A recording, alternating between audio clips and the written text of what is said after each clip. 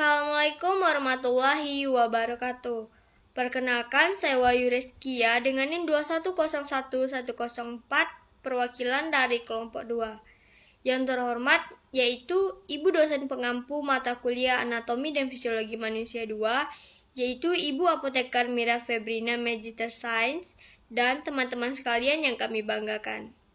Jadi, di sini kami dari kelompok 2 akan membahas tentang sistem urinari.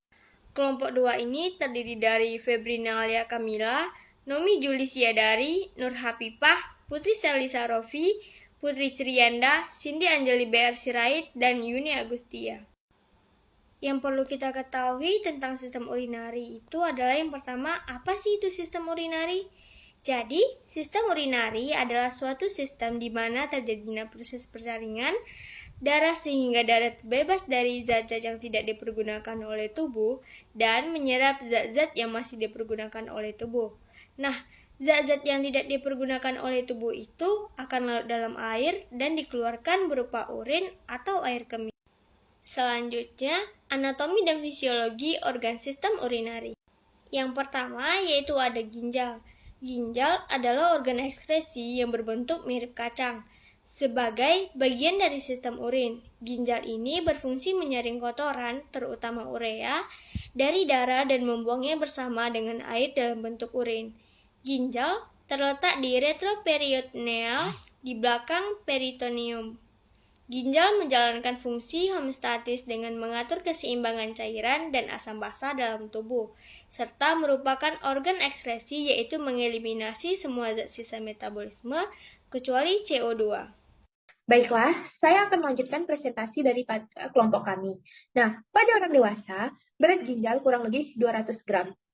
Dan pada umumnya, ginjal laki-laki lebih panjang daripada ginjal wanita. Ginjal terletak di bagian belakang abdomen atas, di belakang peritoneum. Di depan 2 kosta terakhir dan 3 otot-otot besar transversus abdominalis, quadratus, lumborum, dan psoas malar. Nah, ginjal daerah luar, medula ginjal daerah dalam, pelvis ginjal, saluran pengumpul. Bagian-bagian ginjal yang pertama ada kulit ginjal atau korteks. Pada kulit ginjal, terdapat bagian yang bertugas melaksanakan penyaringan darah yang disebut nefron. Pada tempat penyaringan darah ini, banyak mengandung kapiler-kapiler darah yang tersusun bergumpal-gumpal disebut glomerulus.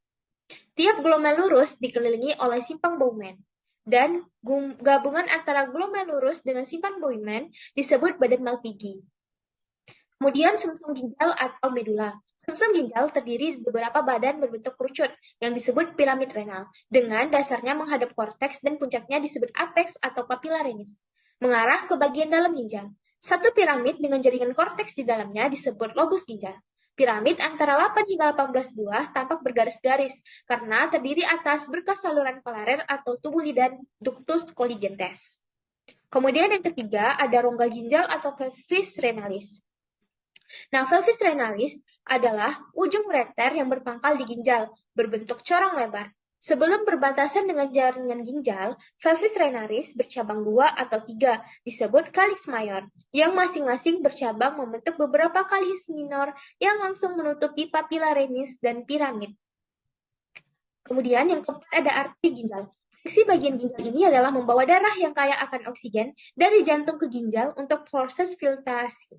Filtrasi adalah proses penyaringan zat-zat metabolisme yang terjadi di dalam tubuh. Nah, yang terakhir ada vena ginjal. Nah, fungsi vena ginjal adalah membawa darah yang sudah disaring oleh ginjal kembali ke jantung. Baiklah, sekian yang dapat saya sampaikan. Saya kembalikan kepada moderator. Baiklah, di sini saya akan melanjutkan materi. Sebelumnya, perkenalkan nama saya Nomi Julisia Dari dengan NIM 2101083.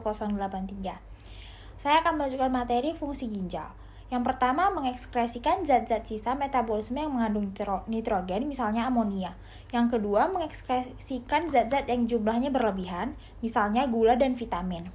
Dan berbahaya misalnya seperti obat-obatan, bakteri, dan zat warna. Yang ketiga, mengatur keseimbangan air dan garam dengan cara osmoregulasi. Dan yang keempat, mengatur tekanan darah dalam arteri dengan mengeluarkan kelebihan asam atau basah. Kemudian ada nefron. Unit struktural dan fungsional penyusun ginjal. Ginjal manusia disusun oleh 1 juta nefron, tempat terjadinya pembentukan urin. Terdiri dari 2 komponen utama, yaitu glomerulus dan tubulus ginjal. Dapat kita lihat pada gambar di sebelah kiri. Selanjutnya, penjelasan nefron. Yang pertama, nefron corticalis, yaitu nefron yang glomerulinya terletak pada bagian luar dari korteks dengan lingkungan Henle yang pendek dan tetap berada pada korteks atau mengadakan penetrasi hanya sampai ke zona luar dari medula. Yang kedua, nefron juxtamedularis, yaitu nefron yang glomerulinya terletak pada bagian dalam dari korteks dekat dengan korteks medula dengan lengkung Henle yang panjang dan turun jauh ke dalam zona dalam dari medula sebelum berbalik dan kembali ke korteks. Kedua yaitu ureter. Ureter adalah tabung atau saluran yang menghubungkan ginjal dengan kandung kemih. Panjangnya 25-30 cm. Berjumlah sepasang, fungsinya yaitu membawa urin dari ginjal ke kandung kemih. Dapat kita lihat dari gambar di sebelah kiri. Ureter pada pria terdapat di dalam visula seminalis atas dan disilang oleh ductus deferens dan dikelilingi oleh plexus versicalis.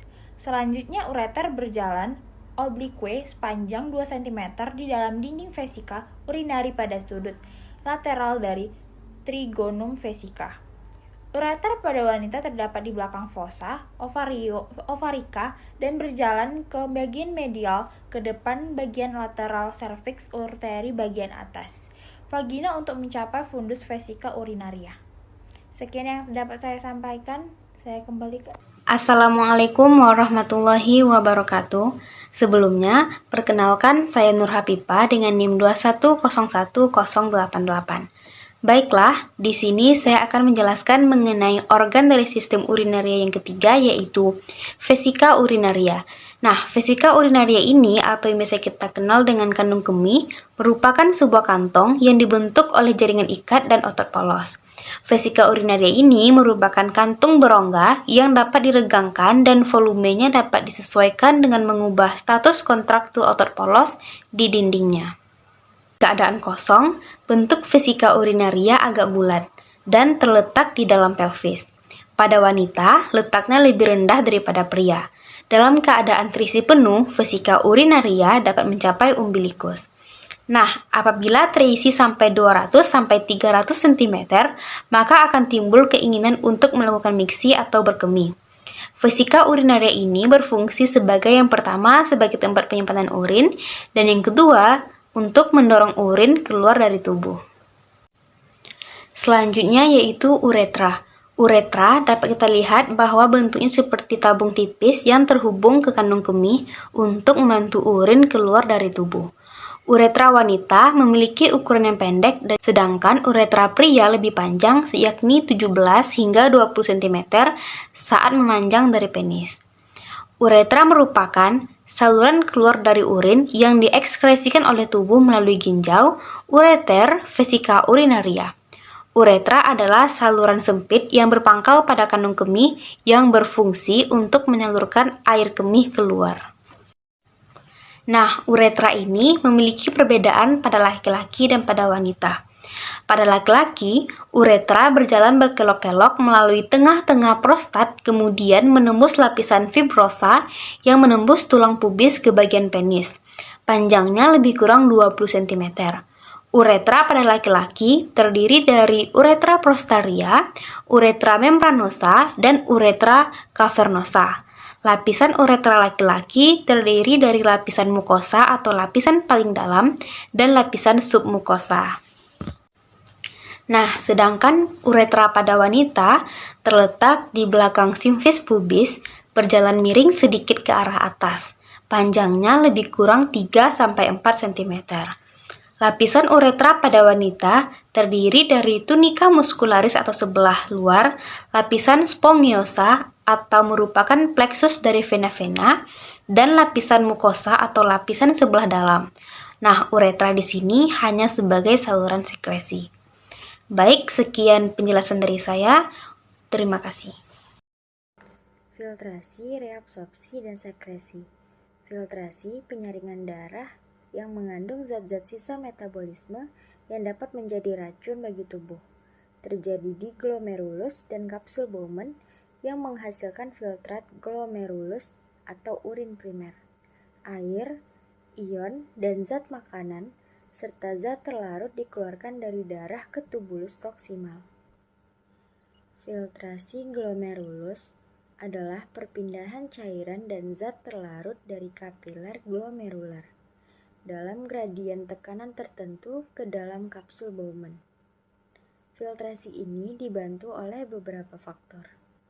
Yang pertama, membran kapiler glomerular lebih permeabel dibandingkan kapiler lain dalam tubuh, sehingga filtrasi berjalan dengan sangat cepat. Dan yang kedua, tekanan darah dalam kapiler glomerular lebih tinggi dibandingkan tekanan darah dalam kapiler lain, karena diameter arterial efferent lebih kecil dibandingkan diameter efferent. Laju filtrasi glomerular atau glomerular filtration rate yang disingkat dengan GFR adalah jumlah filtrat yang terbentuk per menit pada semua nefron dari kedua ginjal. Pada laki-laki, laju filtrasi ini sebesar 125 mili per menit atau 180 liter dalam 24 jam. Pada perempuan, sebanyak 110 mili per menit. Beberapa faktor yang mempengaruhi glomerular filtration rate atau GFR. Yang pertama, tekanan filtrasi efektif. Yang kedua, autoregulasi ginjal. Yang ketiga, stimulasi simpatis. Yang keempat, obstruksi aliran urinaria oleh batu ginjal. Dan yang kelima, kelaparan, diet sangat rendah protein.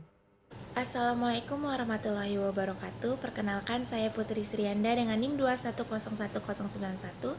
Baik, di sini saya akan melanjutkan materi yaitu tentang reabsorpsi. 99% cairan yang difiltrasi glomerulus diserap kembali oleh tubulus atau sebagian besar di tubulus proksimal dan 1% diekskresi. Urin primal yang terbentuk di tubulus proksimal terdiri dari sebagian besar air, glukosa, asam amino, dan ion. Kemudian, zat tersebut kemudian diserap oleh kapiler peritubuler secara aktif dan pasif. Penyerapan terjadi di sepanjang tubulus proksimal, lengkung Henle, dan tubulus distal. Kemudian yaitu ada mekanisme reabsorpsi. Sebagian besar filtrat, 99% secara selektif direabsorpsi dalam tubulus ginjal melalui difusi pasif gradien kimia atau listrik. Transport aktif terhadap gradien tersebut atau difusi terfasilitasi. Sekitar 85 natrium klorida dan air serta semua glukosa dan asam amino pada filtrat glomerulus diabsorpsi dalam tubulus contortus proksimal, walaupun reabsorpsi berlangsung pada semua nefron. Kemudian yaitu reabsorpsi dan sekresi pada berbagai lumen tubuli. Pertama ada tubulus proximalis. Contohnya yaitu ada glukosa, asam amino, dan protein 100% direabsorpsi. Kemudian ada air, Na+, Cl-, K+, 80% direabsorpsi. Kemudian ada pars descendens lobe Henle, sangat permeabel. Pars ascendens tidak permeabel terhadap air, dapat reabsorpsi aktif Na+, dan Cl-.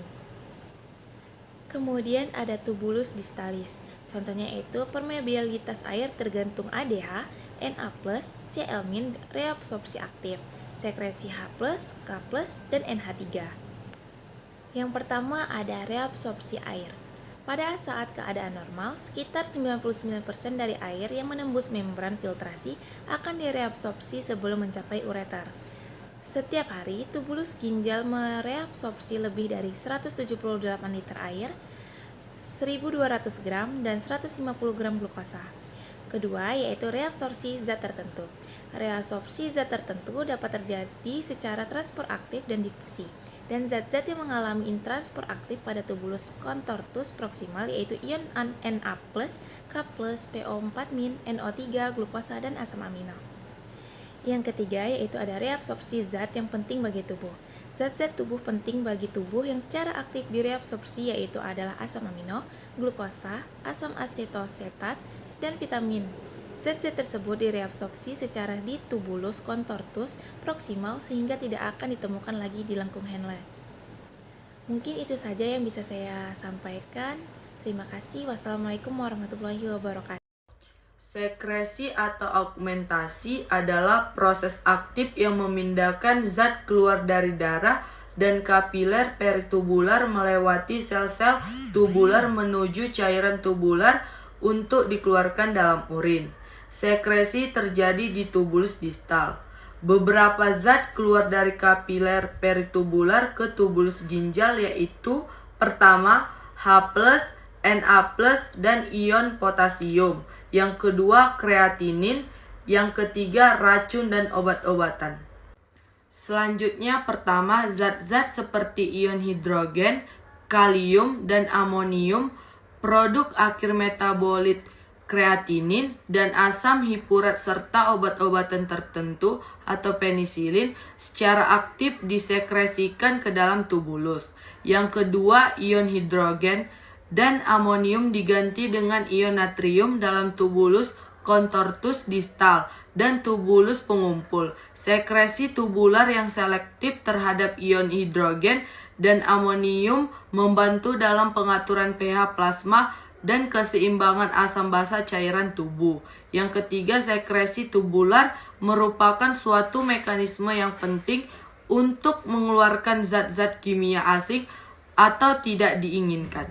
Selanjutnya, proses miksi atau rangsangan berkemi. Refleks berkemi adalah suatu siklus tunggal lengkap dari peningkatan tekanan yang cepat dan progresif, periode tekanan yang dipertahankan, dan kembalinya tekanan ke tonus basal kandung kemih. Bila refleks berkemi ini gagal, setidaknya akan menimbulkan kesadaran atau keinginan untuk berkemih. Distensi kandung kemih oleh air kemih akan merangsang stres reseptor yang terdapat pada dinding kandung kemih dengan jumlah kurang lebih 250 cc. Sudah cukup untuk merangsang berkemih atau proses miksi. Akibatnya akan terjadi refleks kontraksi dinding kandung kemih dan pada saat yang sama terjadi relaksasi sphincter internus diikuti oleh relaksasi sphincter externus dan akhirnya terjadi pengosongan kandung kemih. Mekanisme berkemih ada dua. Yang pertama, kontrol refleks. Di kontrol refleks ini, kandung kemihnya terisi, lalu akan mengakibatkan reseptor renggang, sehingga akan merangsang ke saraf parasimpatis. Dari saraf parasimpatis akan merangsang ke kandung kemih. Dari kandung kemih akan mengakibatkan kontraksi kandung kemih, lalu akan mengakibatkan sphincter uretra internus secara mekanis terbuka sehingga terjadilah berkemih. Selanjutnya yang kedua ada kontrol volunter. Dari korteks cerebri akan mengakibatkan neuron motorik ke sphincter externus. Nah, hal ini juga bisa disebabkan oleh adanya reseptor renggang dari kontrol refleks. Lalu akan mengakibatkan sphincter uretra externus membuka ketika neuron motorik dihambat sehingga mengakibatkan berkemih. Neuron motorik ke sphincter externus ini mengakibatkan sphincter uretra externus tertutup ketika neuron motorik dirangsang sehingga mengakibatkan tidak berkemih. Baiklah, selanjutnya di sini saya akan membahas tentang creatinine clearance test. Nah, jadi ini itu adalah uji pembersihan kreatinin atau dalam bahasa Inggris creatinine clearance test adalah tes yang dilakukan untuk mengetahui kerja ginjal dan gangguan yang terjadi pada organ tersebut. Nah, pengujian ini akan dilakukan dengan membandingkan kadar kreatinin di urin dan kadar kreatinin di dalam darah. Tes ini juga dilakukan dengan mengambil sampel darah dan urin, dan pada tes kadar kreatinin ini dengan sampel urin tidak ada risiko yang berarti yang akan ditimbulkan pada pengecekan tes ini. Nah, fungsi utama pada tes kreatinin ini adalah untuk memeriksa fungsi ginjal. Pemeriksaan kadar kreatinin dan laju pembersihan ginjal dapat menunjukkan kemampuan ginjal dalam menyaring darah. Nah, di sini ada laju pembersihan ginjal atau creatinine clearance rate. Itu bisa dapat diukur dengan pasti melalui perhitungan jumlah kreatinin dalam sampel urin yang dikumpulkan dalam 24 jam. Meski tidak praktis, tes ini dibutuhkan untuk mendiagnosis beberapa penyakit ginjal. Baiklah, yang terakhir adalah eliminasi. Nah, di sini eliminasi itu merupakan proses pembuangan sisa-sisa metabolisme tubuh, baik yang berupa urin maupun fekal. Eliminasi urin ini tergantung kepada fungsi ginjal, ureter, kandung kemih, dan uretra. Lalu ada faktor-faktor yang mempengaruhi pada eliminasi urin. Yang pertama ada retensi urin, yang kedua ada inkontinensia urin, yang ketiga ada enuresis, dan yang keempat perubahan pola eliminasi urin. Baiklah, sekian dari saya. Terima kasih. Wassalamualaikum warahmatullahi wabarakatuh.